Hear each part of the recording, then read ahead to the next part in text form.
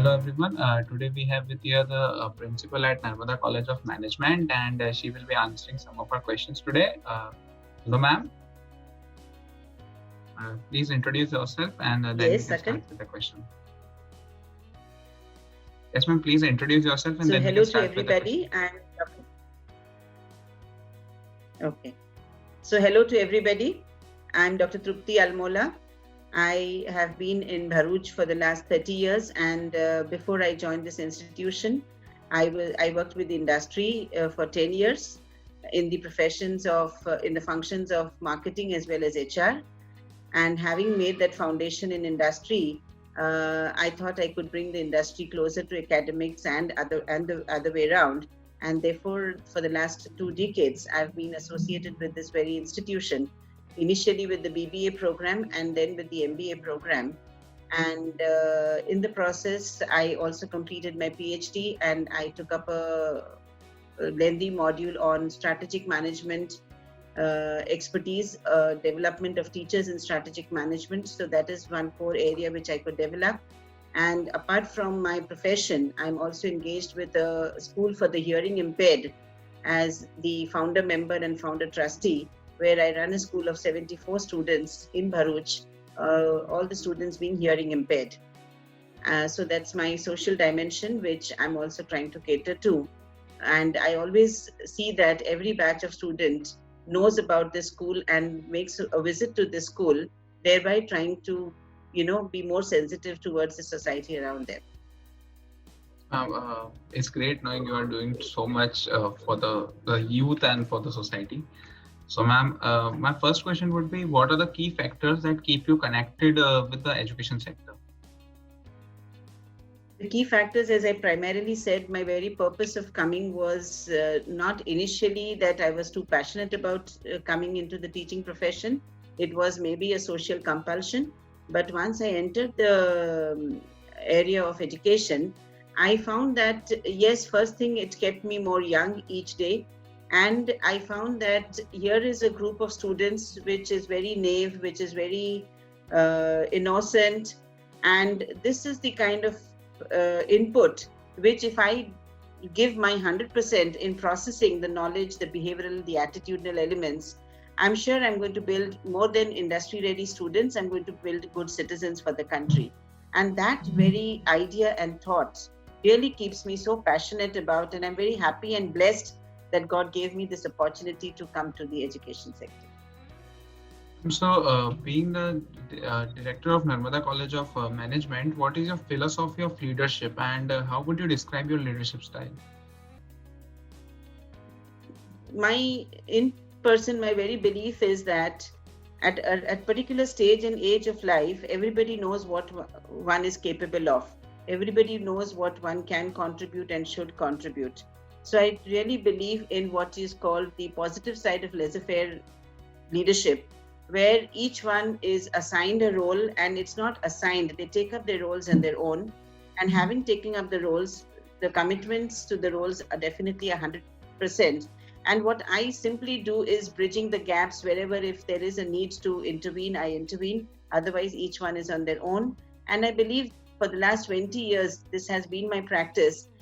And I also believe in what is known as a flexible environment, where there are no rigid norms to follow. It's more of accountabilities, it's more of a sense of responsibility. And once everybody is matured with this,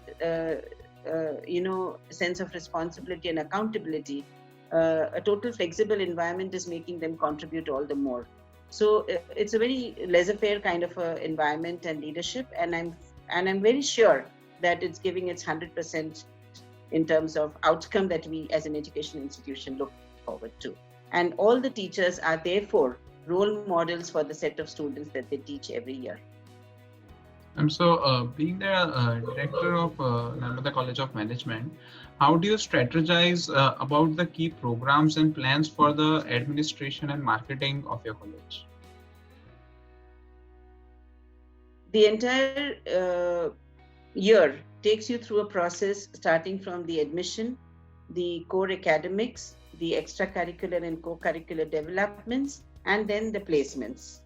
So, and then the cycle is on. So to attract the best students is again a very core element. and in order to attract the best students to the college, so that the other processes kind of give more added benefits. So all our teachers network with all the institutions around in Bharuch and the surroundings. Every year we have a practice of going and presenting our college in all the undergraduate schools to the final year students. We talk about our institute, we talk about the USPs of our institute, we talk about the teacher qualities that we have, the culture and climate that we have within the organization. And of course, we also kind of counsel them on why an MBA program is going to be not only helping them get a good job, but it's also going to help them refine themselves as good personalities. So every year it is part of our regular activities that we go to all the schools around us and we talk about our program, and we kind of counsel them and help them to give the CMAT exams, prepare for the CMAT exams so that they score well and that then they get a college of their priority. Secondly, we also tell them that it's not important to go out of Bharuch to get good education. So that also is a very good thing that we can, our parents are happy with us because of that. Otherwise, this youth, they always look for bigger cities to move to. So the parents are happy when we tell them that in Bharuch, we can provide whatever they want. Yes, ma'am. So, in your experience, what can an inbound student gain from your institute, and what are your institute's greatest strengths? Yes, and I would repeat what my colleague said. The greatest strength is the theoretical and conceptual framework and foundation that we build amongst the students. And our teachers are never tired of repeatedly doing the same thing unless the students are strong at what they should be strong. So that is the commitment that every teacher carries. Beyond that, we also looked at building humans. It's not building professionals alone with all the professional skills and etiquettes. It's all about even building sensitivities, concern for families, concern for the societies, and even the art and skill and attitude of being cooperative to each other, working in teams, not ignoring all forms of diversities and being one united team. So both the conceptual, theoretical, and professional knowledge that we must as a B school build, but beyond that, also building good human beings is a very great niche that we adhere to, and we are known for that in the marketplace. So, ma'am, any insights into how your institute could be more welcoming to students of different races or economic backgrounds? We enjoy diversities, actually. We enjoy, see, it's always said that if a student is intelligent, the teacher's role is minimal. So there's no point just having the best and cream of students and then, saying that we are doing our best. That, of course, is good. But if we are able to attract people from the socially, economically, and otherwise backward, domains, and then make them stand at par with the rest of the people, the students, I think that is what is our strength. And we do insist and tell our alumnus whenever they pass out that when you go back home, tell your people in your community, in your village, in your vicinity, that this is what they will get when they come back. So it's not that we just focus on the premier scores and the premier urban citizens that should be attracted to this college. We also try and reach out to the rural places and see that they can be brought in more, because not everybody has to be built for getting a job. We do not believe that everybody must get a job as soon as they pass out. We should be able to identify and get them closer to maybe their family business as well, or somebody is very creative, a technocrat, maybe we can nurture them to become, to have their own startup or start their own enterprise. So whichever is the mindset of the student, trying to understand what they're looking from, what background they come from, and which is the direction which will be more helpful to them in the long run. So that one-to-one kind of an attention goes with every student, and every teacher, handles that so well, so that we are able to have satisfied lot when they pass out, rather than just a well-placed lot. So, what do you think your roles and responsibilities as a principal are to the institutes and the students? Well, to the institute, I wish that we go as large as possible, where every aspiring MBA student should come to only Narmada College. But unfortunately, we cannot go so large. And therefore, we are aiming at kind of starting our own additional programs beyond the university program, where we can reach out to the students who do not really get admission to our college. We can reach out to the junior executives who have not been able to get an MBA qualification or education, but they have to grow in life. So we are looking at those kinds of courses, and we have already started working in that area.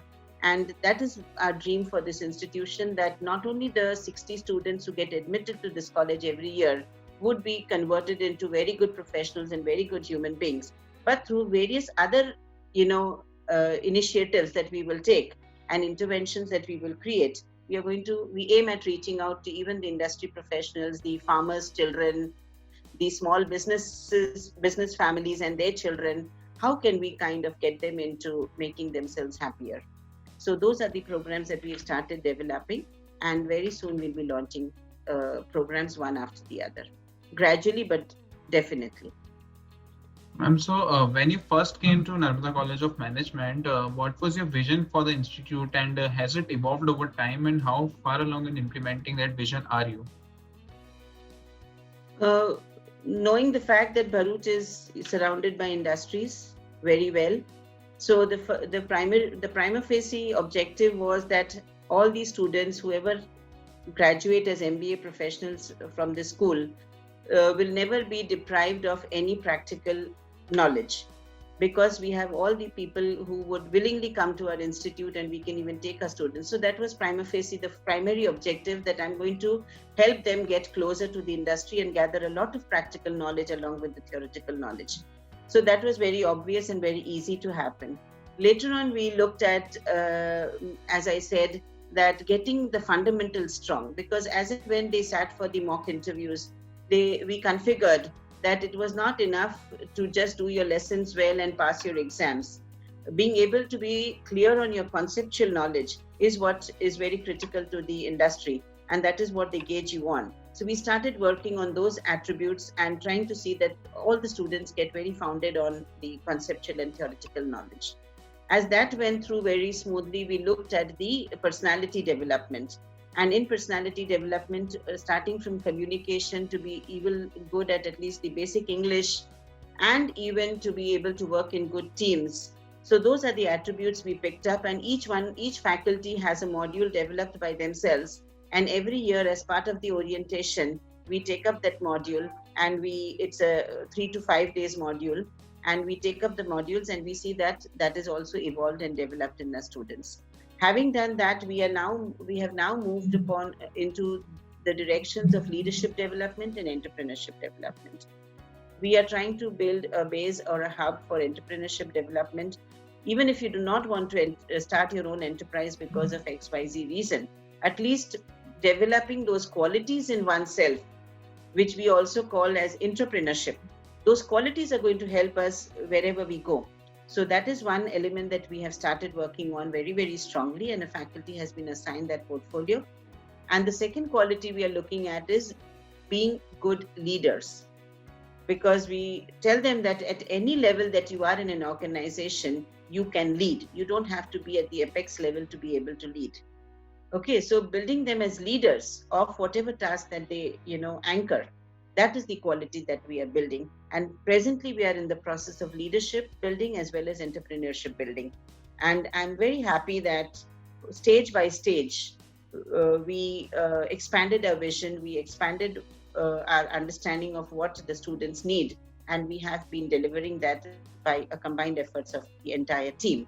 And I'm proudly, I would like to state that our admin office also comes out very strongly in support of all of us in whatever we want to do. So we have a wonderful team of 12. It's a small but a magical team. So lastly, I would like to ask you that are there any suggestions you would like to give to the current youth and the aspiring students? Yeah, I may be wrong, and I hope I'm wrong when I say that these current youth do not have or do not carry a very long-term vision with them. Maybe people may put me in the very traditional bracket and say कि बहुत दूर का सोचने से कोई फायदा नहीं है, जियो तो आज अच्छी तरह से जी लो. Those are all philosophical statements, but but unless and until I'm able to see myself at least 5 years from now and then 10 years from now, that long-term vision, I believe, is a little missing in the youth today. So, if anybody by any chance for any work is into my cabin, and they may want to talk to me only for 2 minutes or get a signature on the paper, but they cannot leave my office before 10 minutes.